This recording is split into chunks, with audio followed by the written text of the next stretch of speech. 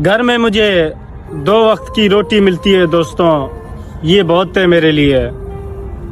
इज्जत का मैंने अचार डालना है।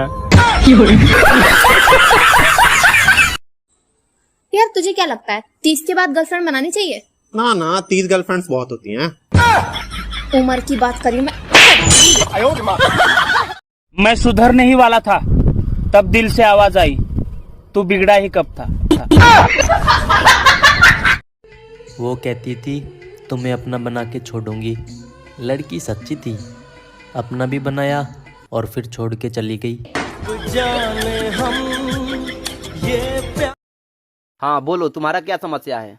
जज साहब, हमारा मेहरारू से तलाक चाहिए। तलाक? तलाक क्यों लेना चाहते हो? काहे कि ओकरे से हमार शादी भइल बा।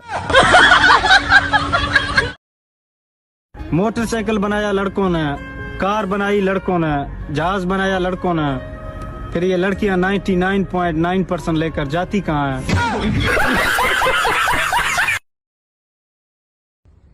ज्यादा पानी पीने से अमीरों की स्किन ग्लो हो जाती है, हमें तो बार बार बाथरूम आ। या कारण हम कितनो ही पानी पीला फिर भी। घर वाले कहते हैं कि कभी साथ भी बैठ जाया करो, जब साथ बैठ जाए तो बेइज्जती किए बिना नहीं छोड़ते हैं। हो लल्ला लल्ला लोरी, कोई छोरी सेट नहीं हो रही।